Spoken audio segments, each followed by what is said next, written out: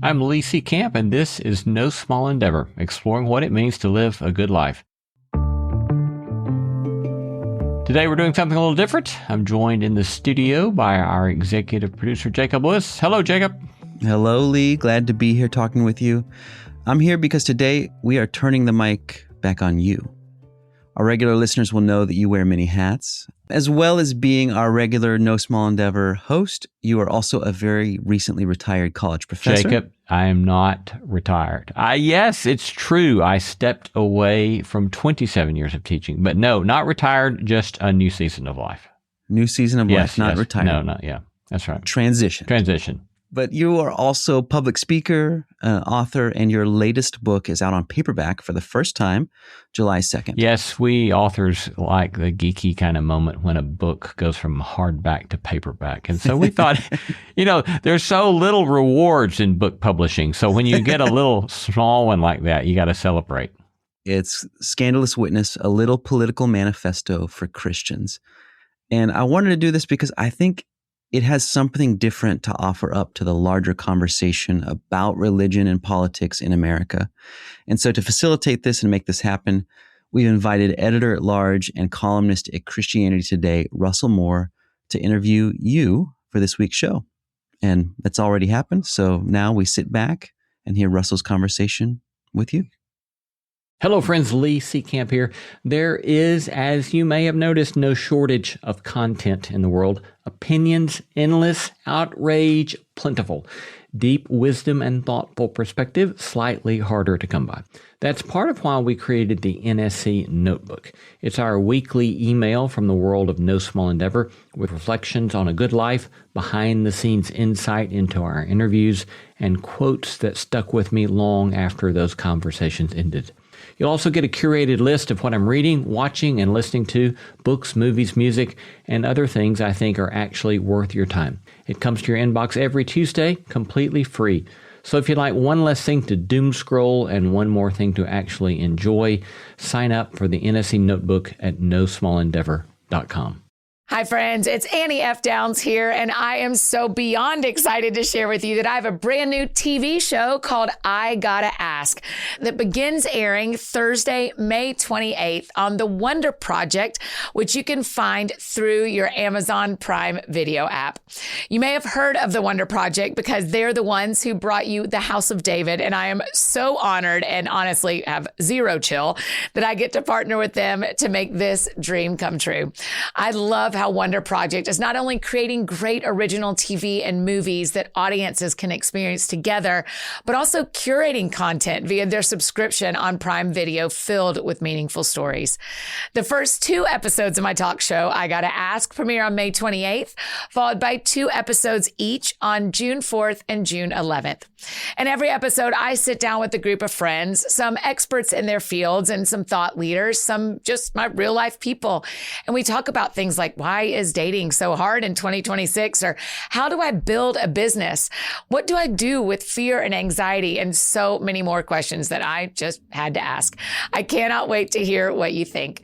You can subscribe today at igottaask.com.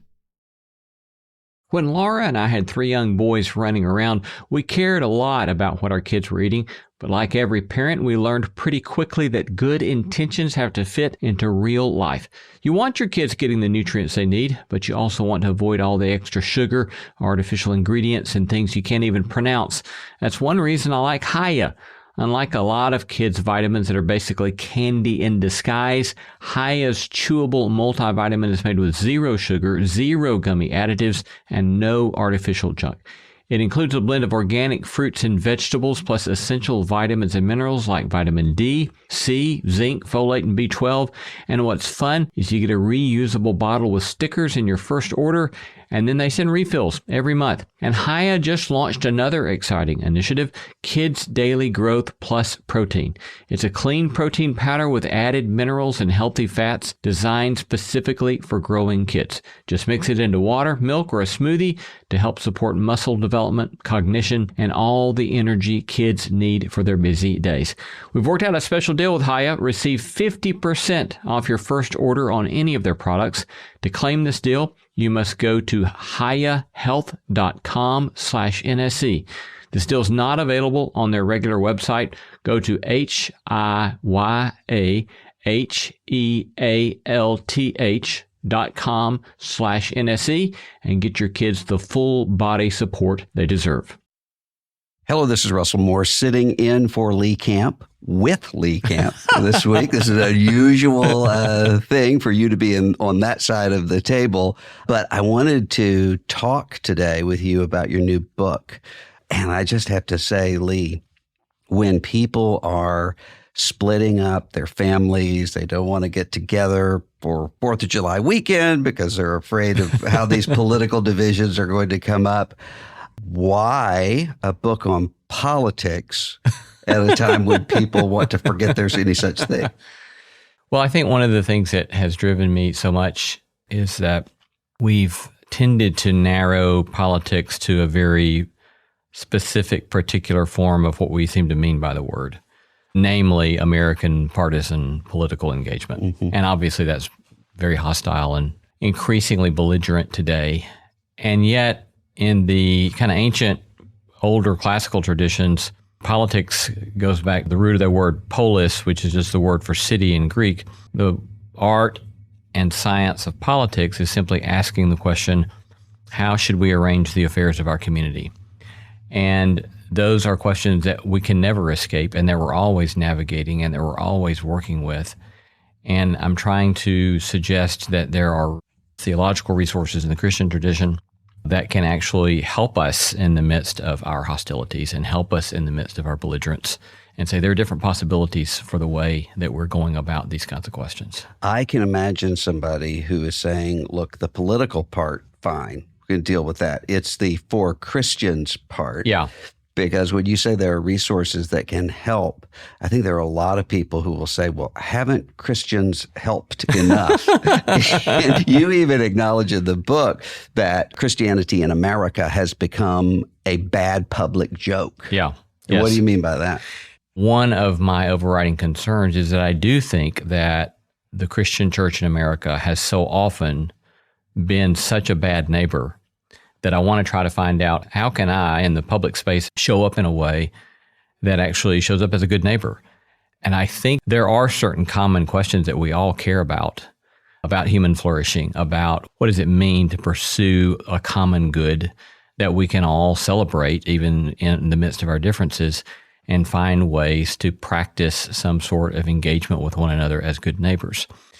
So far as the explicitly Christian piece of that, Christians especially have forgotten in this current moment that the riches of a commitment to social goods, and those can be social goods like practices of forgiveness and reconciliation, practices of nonviolence, practices of love of your neighbor in spite of difference, seeking to facilitate institutions that serve our neighbors and that serve our communities. All of those have been very vibrant parts of the Christian tradition, and that I think if we would spend a lot more time focusing upon those things rather than partisan politics, we would be a lot better neighbor in the American context. Do you think it's possible in America right now for people to agree on the common good?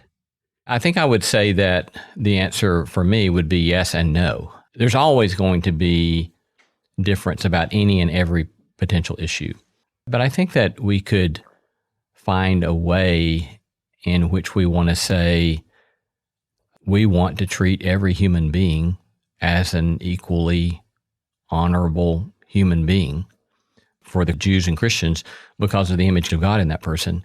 And of course, that's one of those traditions that has informed Western political liberal traditions in the rise of the human rights tradition, right? And so obviously, we find certain people that seem to be arguing against such a thing that I find deeply troubling. And I would want to make the case, no, this is part of what the Christian tradition has given to the Western world that is truly good. And I also think that Jews, Christian, Muslims, and atheists also can find agreement upon a number of the facets of what the common good might entail.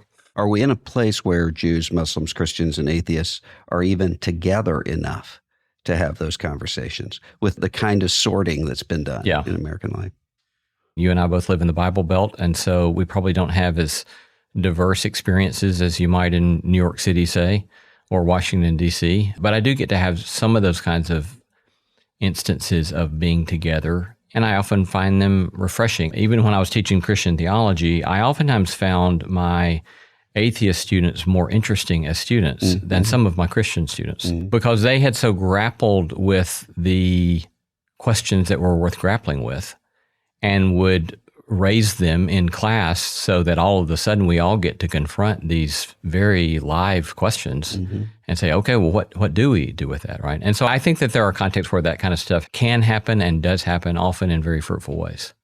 We're at a time where, as many people have pointed out, politics has become a religion and religion has become politics in many sectors of American life. And that's what most people, when they even think about that intersection of politics and religion, there's a kind of, just leave it alone. Yeah. But you argue in this book that Christianity is not a religion at all, that it actually is a politic. Yeah. But I think you mean something really different than Jerry Falwell Sr. or Jr.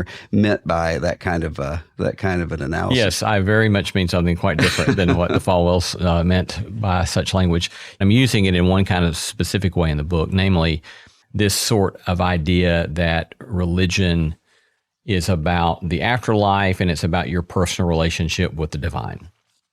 And what I'm wanting to suggest is that's not what Christianity is, as I understand it. It does entail a question about your personal relationship with God and your personal conception of the meaning of life vis-a-vis your understanding of the divine. In Orthodox Christianity, it does entail claims about resurrection, no question about that in my mind. But to reduce religion to primarily about those questions, I think is an insufficient accounting of what Christianity is. When people say Christianity is not political, I tend to think, well, you've never read Jesus, right? You've never read the New Testament if you think it's not political, because if politics is asking the question, how do we arrange the affairs of our community in the classical sense, right? We ask, what do we do with money?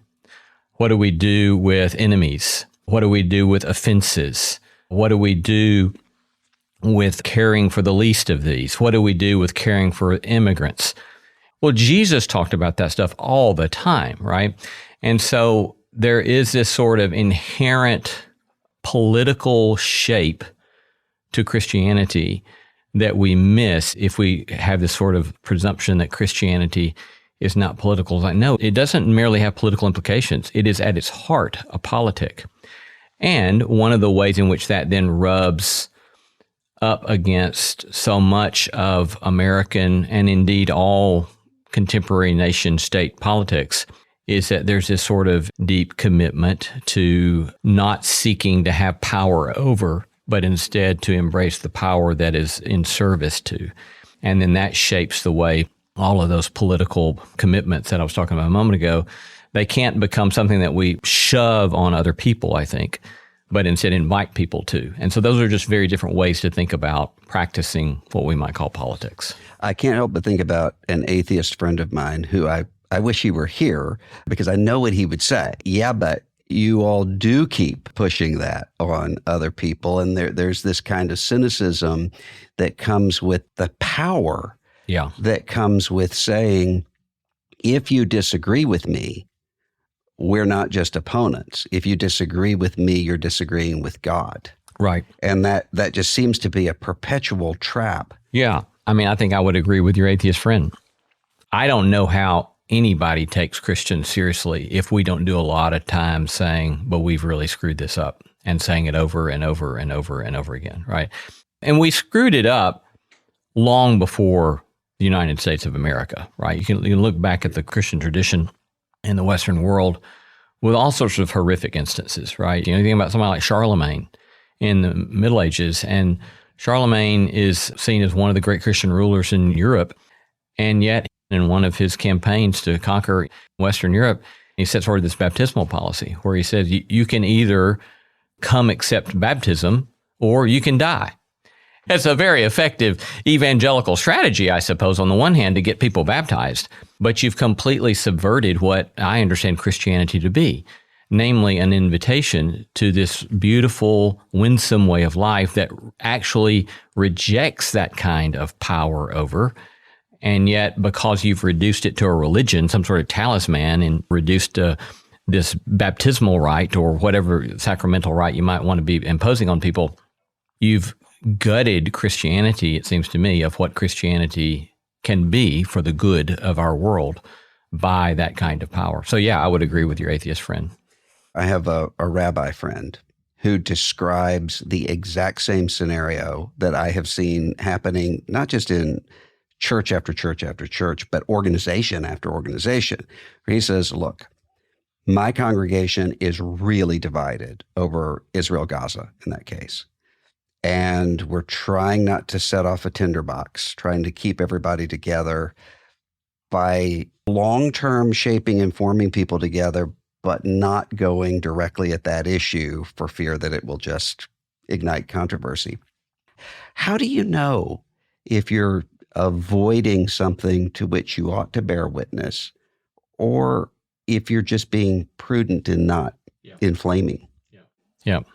Well, I'm glad that you raised the word prudent, right? Because the virtue of prudence is multifaceted and complex and is perhaps one of the most complicated of the virtues. But prudence asks the question, what's the best way to do what's good? What's the best way to do what's right? There's always not an easy answer to that question.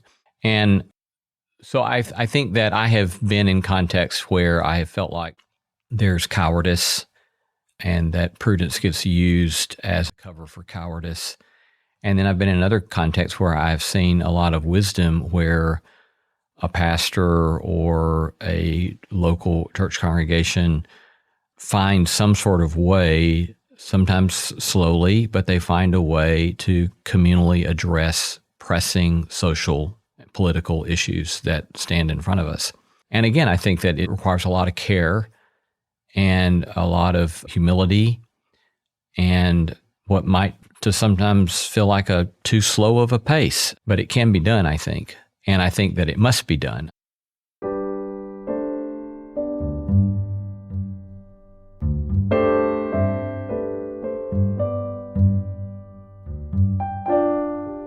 The paperback edition of this book is coming out at a time in which the United States of America celebrating 250th anniversary of the Declaration of Independence, 4th of July. There's a lot of events going on around it.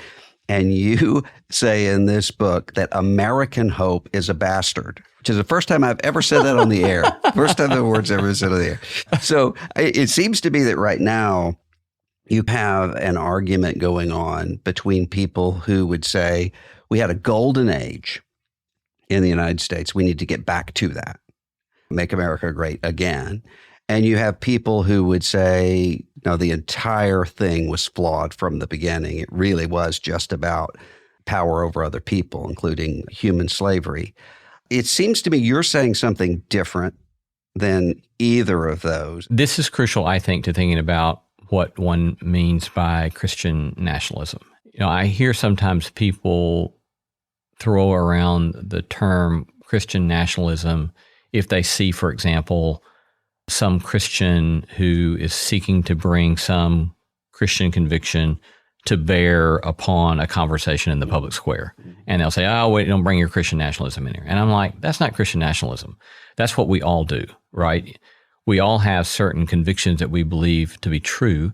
And generally speaking, I think philosophically, right, if you believe something to be true, you believe it to be good and you want it to be shared. And I don't think of that as nationalism. I think of nationalism as a sort of commitment to a given nation state having some sort of messianic role in human history. And that there is a sort of salvific purpose that God supposedly has ordained some given nation in the unfolding of the salvation of human history. And so in my mind, that's a very different thing, and we should be very careful and pay a lot of attention to that kind of approach. And so you think, for example, about how, I quote Jefferson, that America is the great hope of the world, or Lincoln, who says America is the last great hope of the earth, or Woodrow Wilson, early part of the 20th century. It's a very interesting case, right? Because he is a very devout Christian, apparently, and he pushes the U.S., as I remember the history, into World War I. and does so with the justification that this will be the war to end all wars, which is fascinating language, right? Because you're saying you're going to end war, which is seen in the Hebrew prophets as this is what happens when the final triumph of God comes into the world. And Wilson says, we're going to end it. We're going to bring about the eschatological purposes, and we're going to do it through the United States, practicing war. And then after the war, there's some remarkable speeches that he does where he has this very provocative line where he says, at last, everyone will see that America is the savior of the world. And so I look at that as highly askance. I have a great deal of doubt that, one, that the claim is true, and two, that it's helpful. And I think that it's likely very, very damaging because that sort of commitment contributes to an American exceptionalism that very quickly becomes justification and rationale for America getting away with all sorts of things. And so what I want to keep insisting is that there are clearly some very beautiful things about the American experiment that are fundamentally a gift to human history. I have no question or qualms about holding onto that.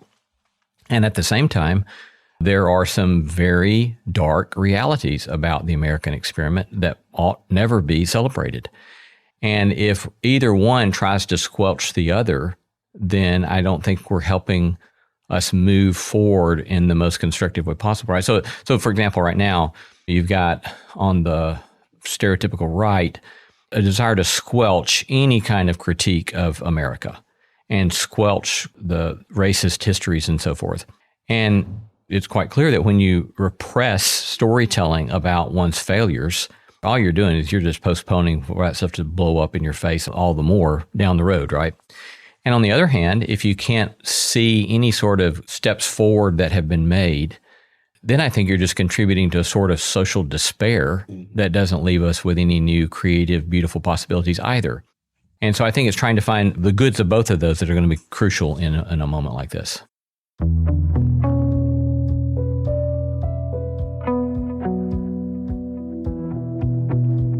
You're listening to No Small Endeavor, in a conversation between Russell Moore and Lee C. Camp. We love hearing from you. Tell us what you're reading, who you're paying attention to, or send us feedback about today's episode. You can reach out directly to Lee at nosmallendeavor.com. Coming up, Russell and Lee discuss grief, joy, and whether the just war tradition, which is indebted to the Christian tradition, is still relevant in an age of nuclear war.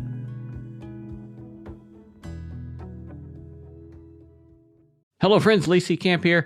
At No Small Endeavor, we spend a lot of time talking about a good life. But the truth is, a good life is not something we can figure out alone. It's something we discover together in community. That's why we created Endeavor Together. Endeavor Together helps small groups gather to talk about the big questions of life using episodes of the No Small Endeavor podcast. Each series is a simple 4-week guide with questions, short videos, and prompts designed to spark meaningful conversation. We've just released our newest series called A Good Life. It's a 4-part exploration of what it means to pursue a life worth living in community. Here's how it works. Participants listen to a podcast episode ahead of time, then gather with a group to talk it through. We provide the framework for great conversation. The best part is, thanks to our friends at the Lilly Endowment Incorporated, it's completely free. You can explore A Good Life along with our other conversation series like Let's Disagree Better and Vulnerability by visiting nosmallendeavor.com or clicking the link in the show notes. This episode is brought to you by Redfin. You're listening to a podcast, which means you're probably multitasking. Maybe even scrolling home listings on Redfin, saving homes without expecting to get them. But Redfin isn't just built for endless browsing. It's built to help you find and own a home. With agents who close twice as many deals, when you find the one, you've got a real shot at getting it. Get started at redfin.com. Own the dream. If we knew more about our sleep, what would we do differently? Would we go to bed at a consistent time or take steps to reduce interruptions to our sleep? With Sleep Score, Apple Watch measures your bedtime consistency, interruptions, and sleep duration. Then, every morning it combines these factors into an easy-to-understand score from 1 to 100. So you'll know how to take the quality of your sleep from okay to very high. Know your sleep score with Apple Watch. iPhone 11 or later required. You talked about World War I. And of course, after the war to end all wars, we had this time of exuberance. Great Gatsby comes out of that time, so forth. We also ultimately, it leads to Hitler and to some really dark things because there was this disappointment that came with that sense of utopian possibility. It seems to me that right now you almost have at the very top some utopianism or extreme dystopianism. The idea from, say, the tech sector, we're just on the verge of what Karl Marx envisioned ultimately with nobody has to work. There's abundance for everybody. And then on the other hand, people building bunkers. And so I'm wondering if there's any place where we have blinders on, and if we look back, we're going to say, you know what? We weren't bearing a scandalous witness at all to this area of life because we just didn't see it happening. Yeah, we both know Miroslav Volf, and he was telling me years ago about Alexander Schmemann and how he insists that we've got to hold together simultaneously at all times both grief and joy, both delight and sorrow at the brokenness of the world. And I think my own lived human experience is that that's fundamentally true, I think, for all of us, right? Is that from a Christian theological perspective, it's the claim that we live in a world that's broken, while at the same time believing that life and the triumph of love over hatred and hostility has broken into the creation, and we await the consummation of that. And so there's always these dual realities that are in tension with one another, but we're invited to, or called into, required to live into this space of where we're always holding on to both of those. Some of the people that I find most compelling as friends or individuals that I know of, right, are people who have gone through great grief and still may have the long tail of that grief in their lives, and yet they have found a way to live with joy and to live in a way that they're paying attention to the delights of the world. And so I think that that sort of stance, the more we can cultivate that socially and at large, that's a form of truth and truthfulness, I think, that would serve us well. When we were talking a few minutes ago about, is there a place where people actually can agree on common good? One of the words that a lot of people would use for that is values. But you say in the book that values can actually corrupt not just our ideals, but specifically in talking about religion, can corrupt Christianity. Yeah. I think that that's true. And the way I try to illustrate that is that in the Museum of the Bible in Washington, D.C., there's an exhibition on the slave Bible. One of the missionary societies wanted to get the Bible in the hands of slaves in the early 1800s, and the slave owners objected because they didn't want something that potentially unsettling to slaves in the hands of slaves. But then they said, however, we'll let you if you redacted it and you only put the parts in the Bible that we agree to. And I laugh. No Exodus. So I laugh only because of how horrific it is, right? And you're exactly right. There's no Exodus story, right? Which is the paradigmatic story for Jews in the Hebrew Bible, right? But because it's an Exodus from slavery, no, it's not going to be in the slave Bible. Now you have the stuff in the New Testament passages that say, well, let the slave submit to the slave master. That stays in. But the stuff that's going to point to the alternative is excluded. And so I think that sort of lived artifact, I think, runs parallel to the way a lot of our language about Christian values seems to be functioning in American culture in the last, say, 40 years. And that is that we pull out some element of the narrative and then by hook or by crook, as your atheist friend was saying, push that on everybody else while ignoring the rest of the narrative. And those things oftentimes are going to make a whole lot more sense when they're kept in the narrative of a God who comes among us as one enfleshed, who is vulnerable, who sets aside the ways of power and takes on the form of a servant and seeks the good of his neighbors and calls us to love of God and love of neighbor, calls us to forgiveness, calls us to reconciliation, calls us to love our enemies, calls us to pray for those who despitefully use us. When all of those values, so-called, are placed in that narrative, all of a sudden the shape of what those narratives might mean lived out in our midst is a very different thing than just extracting them from the story and plopping them down, just like the slave Bible did. I was just looking at a quote from Kurt Vonnegut saying, you have people wanting to put up the 10 Commandments in classrooms all the time, but I've never heard of anyone asking to put up the Beatitudes. And I'm so glad to hear that Kurt Vonnegut said that. I've said something like that for years. So, well, it seems to me that if you think about maybe why that is, might it be that somebody would say that's because if you're saying things like, blessed are the poor in spirit, love your enemies, that this is kind of impossible. It sort of goes against human nature and there's no way we can do it. I mean, it's not impossible. It's hard, but it's not impossible. And we have examples of people who did it. Martin Luther King Jr. was riddled with character defects, but he found ways to do it. And even 1 year prior to his being assassinated, he did that famous speech in Riverside Church about the Vietnam War. And he said, if we can't repent of this, then this is going to undo us. And we must set aside our love of war making. And so is he successful? Well, if by success we mean everybody says, oh, you're right, Dr. King, let's just quit and let's do what you say. Well, obviously he wasn't successful. But was he successful in terms of bearing witness in a way so that we see a new possibility for what's possible? I think he was very successful. You and I both would know a lot about the work of Reinhold Niebuhr. And Niebuhr famously talked about things like love of enemies as the impossible possibility, right? And he insisted, no, you can't really expect us to do this stuff in human history because we're riddled with pride. And it seems to me that there's a difference between saying, are you ever going to be able, as Niebuhr thought the ethic of Christ called us to, really completely empty yourself of self-interest? Well, no, I doubt it.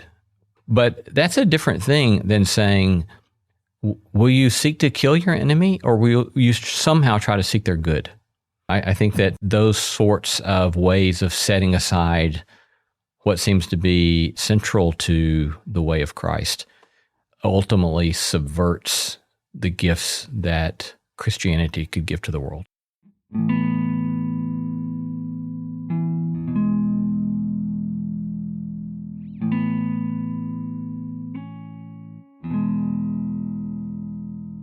You talk a lot in the book about violence and a sort of response to violence. But what about somebody who would say, well, the things that we've been talking about today, take, for instance, the slave Bible. Yeah.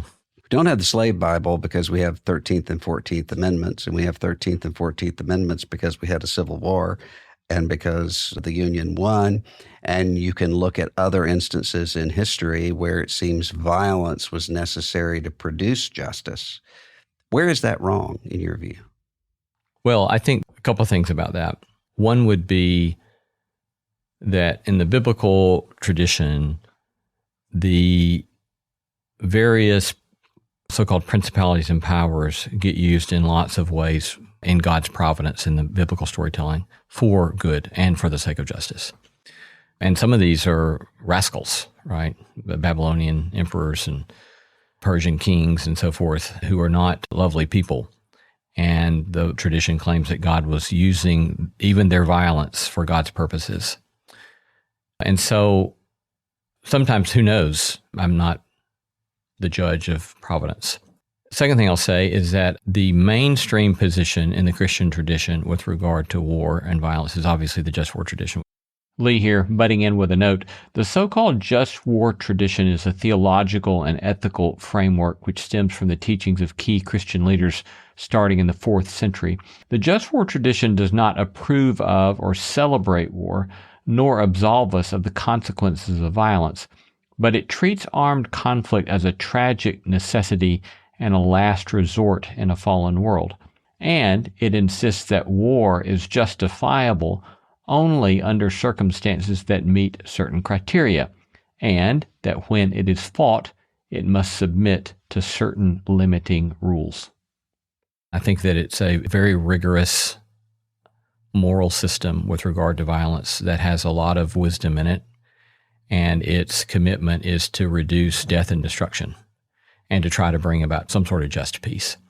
And I think that those who have committed themselves to it I would want them to take it all the more seriously rather than less so. And I think that what we see repeatedly in the unfolding of Christian history is how often the Christian community has said we believe in the so-called just war tradition, but we do nothing to form ourselves to let it have authority over the decisions that we make about war. And we're seeing a lot of this kind of stuff going on right now. Rhetoric and justifications are getting thrown about that are just fly in the face of the just war tradition. And so, again, I would say it's a respectable tradition. I understand it. It makes a lot of sense to me. And frankly, wish I believed it. My life would be easier if I believed it.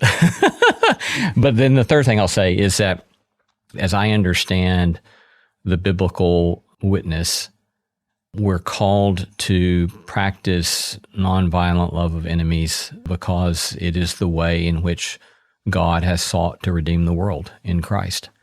And Christ calls us into that. Pope Leo came under a lot of controversy for saying recently, even if you agree with just war theory, it's not possible in this kind of world.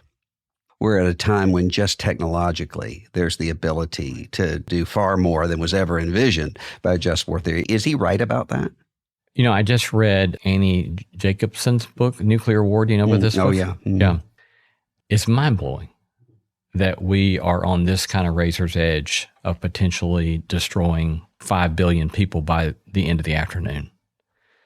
And so I think that since the rise of nuclear war, there's been a lot of so-called Catholic nuclear pacifists, right, who said, because we believe in the just war tradition, and now with the rise of modern warfare, these criteria can't possibly work in the modern world.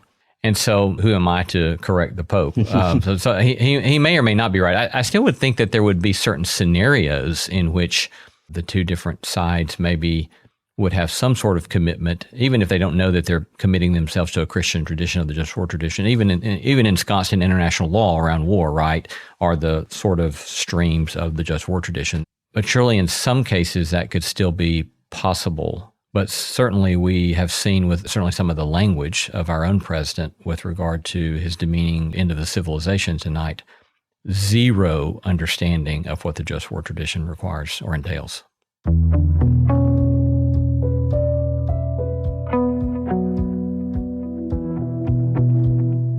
Coming up, a short break followed by Russell and Lee's discussion on prudence, injustice, and the role of art in creating a new vision for the future.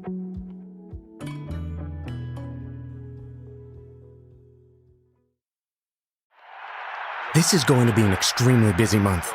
I have to watch 104 soccer games, follow the pregame, the postgame, yell useless opinions at the TV. It's a lot.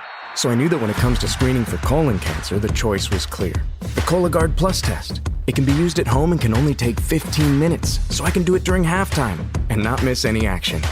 If you are 45 or older and at average risk, ask your healthcare provider about screening for colon cancer with the Cologuard test. You can also request a prescription at Cologuard.com.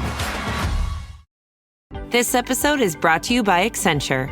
When your advertising operations fall out of sync, everything else follows. Spotify and Accenture are working together to reinvent the rhythm of ad sales, using automation, analytics, and smarter workflows to simplify campaign delivery and access better data across the business. The result? Less time spent on operations, more time connecting brands with the moments and fandoms that matter most. Learn more at accenture.com/Spotify. When you think about this issue of witness, I'm imagining a couple people here. So we have Henry, who says, I really think that I ought to work with refugees and immigrants in my community. And I want to create the kind of neighborhood where they're not mistreated. And then you have Emma. And Emma says, I'm really concerned about what's happening to the psyches of especially young men being exposed to hardcore pornography at a very early age. I want to work with people of goodwill who might disagree on everything else to try to find ways to restrict access to that. So Henry and Emma both say this is the good that we want. How do we practically try to play that out in a way that bears the kind of witness you're talking about in this book? I will readily admit that I have very little public policy experience. And so I'm reticent to come at an answer to that question from that angle. But I think one of the things that you point to there is the David Brooks language, culture prior to politics, right? And that rather than thinking that all the solutions are always going to be, first and foremost, the American political solutions, and his language was focus on local culture. And I think there's a lot of wisdom in that. Is like, how can we help try to find some solutions that don't presume the first thing we have to do is get legislation passed? And again, I'm not want to suggest that one should not try to pass legislation in certain scenarios, but maybe that's not the first stop. And maybe there's a lot of coalition building, local work that can be done that can have profound impact on our neighborhoods and on our communities. Well, even it seems if you go backward to culture, I just heard this week about a Christian who said, our church has had a ministry to refugees.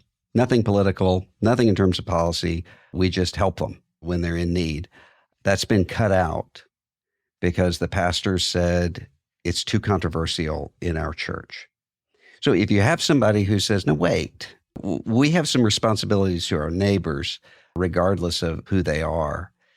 How do you start to communicate that to people and to try to move people along to see that common humanity in the least of these without either just giving up or trying to impose your viewpoint on others?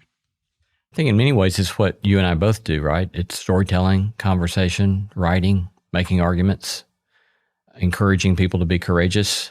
And those are cases where when one is clearly caving to certain political pressures, that would be a place of where I would want to encourage people to, in that given church context, speak up and keep talking about it and keep encouraging people to lean in towards these fundamentals of Christian faith. How would somebody find in their own community the kind of seed beds of witness that you're talking about here? There might be somebody who says, I really resonate with this, and that's what I want to do, whether from religious motivations or not religious motivations, but I don't know how to find where that's happening. Yeah. And I can't do it by myself. Yeah. I would say just start looking and asking a lot of questions. I love the phrase, right? Find the people who has something that you want and start talking to them and start asking them questions. They're around. Sometimes they may be hard to find, but they are around. And I think that just finding publications that seem to resonate with where you're coming from and trying to read and connect with people that write and people that communicate and so forth. But it does require some leaning into it. One of the reasons I think that's hard to find is there's this tension. Even with just the words here of Christian and witness. Right. Witness is a public thing. We need people to give examples of this can be done and this is what this looks like.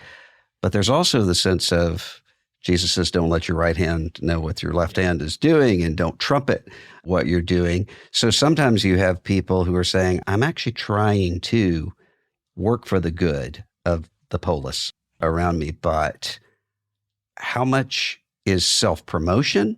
Right. And how much is hiding my light under a bushel, to use another Christian metaphor here?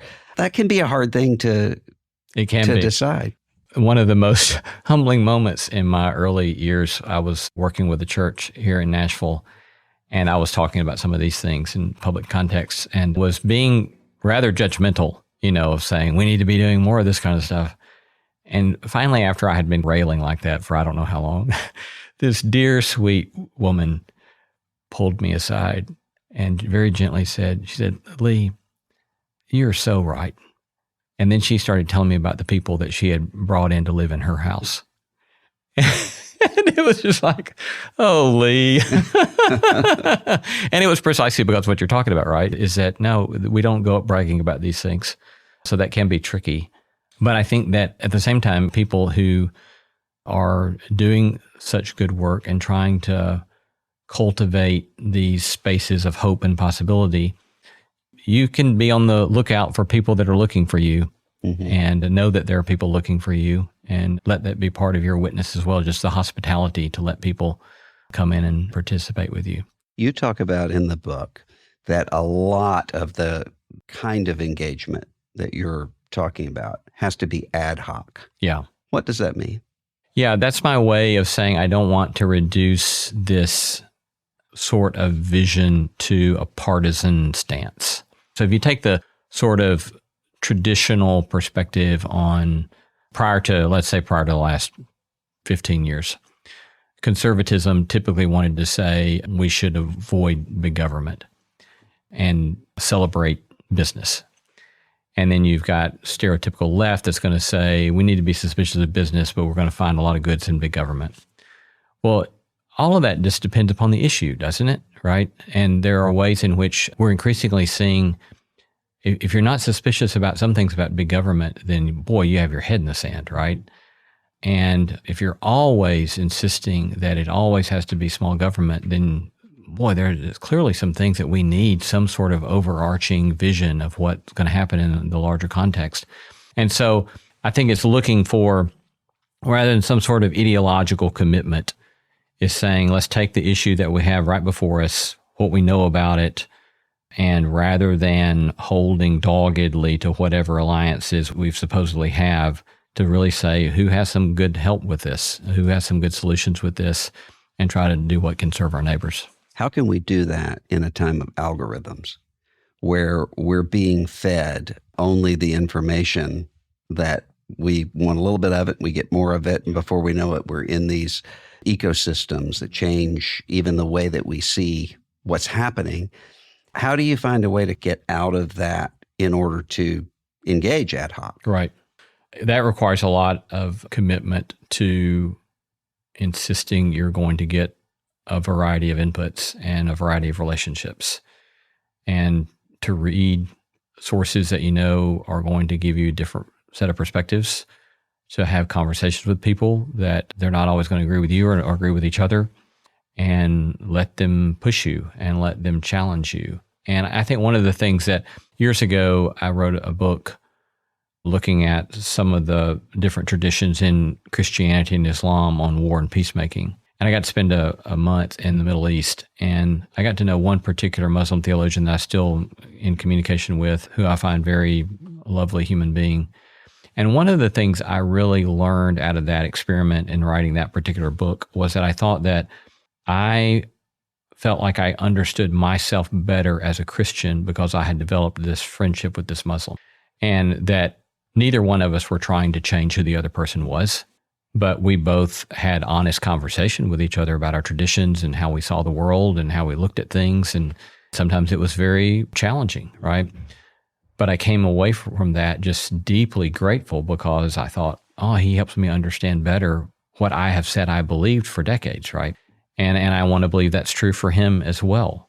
And so it's in that giving and receiving of hospitality, not in spite of difference, but enriched by difference, that I think is crucial to being able to do what you're pointing us to there. I wonder if your experience is like mine. I have a Muslim friend too, who very similar sort of dynamic. But what I found was it took a long time in our friendship to kind of let go of the sense of defensiveness, not about trying to beat the other person over the head, but just, I don't want to even acknowledge the bad aspects of my own tradition or any of my frustrations with them for fear that you're going to say, well, yeah, that's what Islam does, or yeah, that's what Christianity does. It really does take a while for people actually to get to know each other as human beings, doesn't it? Yeah, it does. It does. I also think that can be expedited, though, by the more we can lean into vulnerability and just voice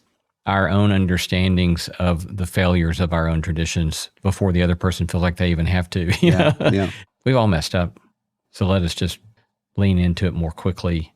And then all of a sudden, the discourse and possibilities of mutual edification, I think, open up much more quickly. What's the role of art in this? A great deal. I mean, whatever we imagine can be drives our sense of possibility and drives the sorts of things that we're willing to work for.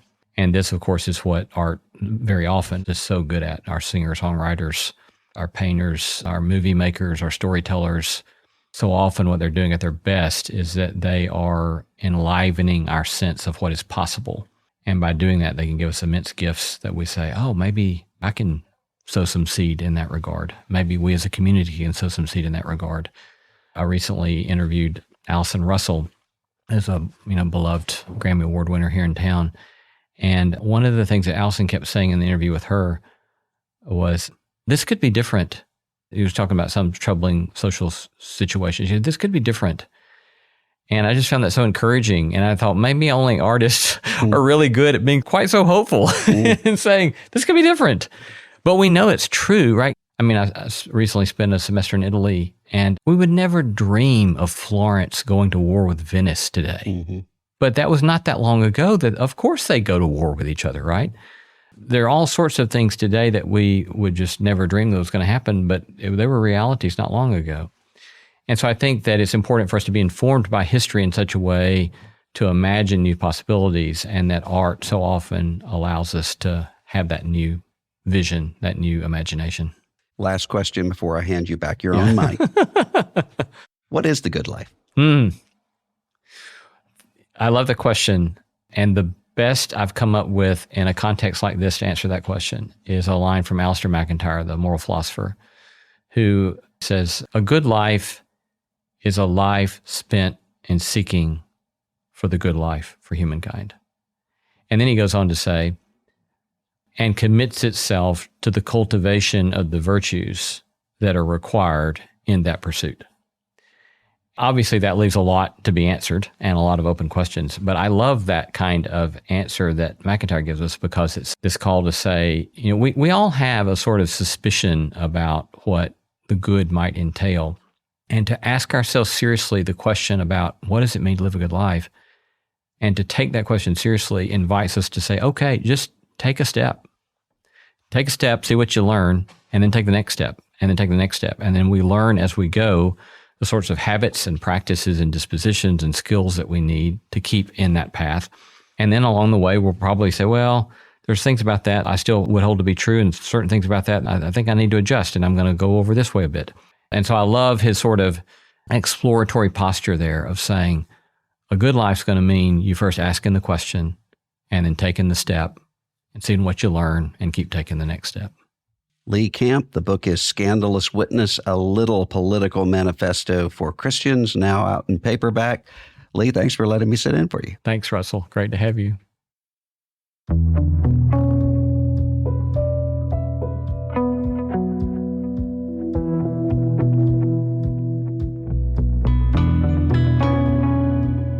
You've been listening to No Small Endeavor and Russell Moore's interview with Lee C. Camp on his book, Scandalous Witness, a Little Political Manifesto for Christians.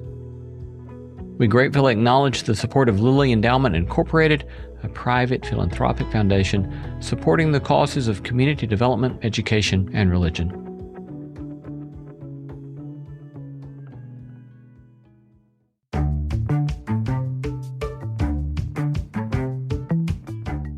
Thanks to all the stellar team that makes this show possible: Christy Bragg, Jacob Lewis, Carriot Harmon, Jason Sheasley, Sophie Byard, Kate Hayes, Mary Evelyn Brown, and Audrey Griffith.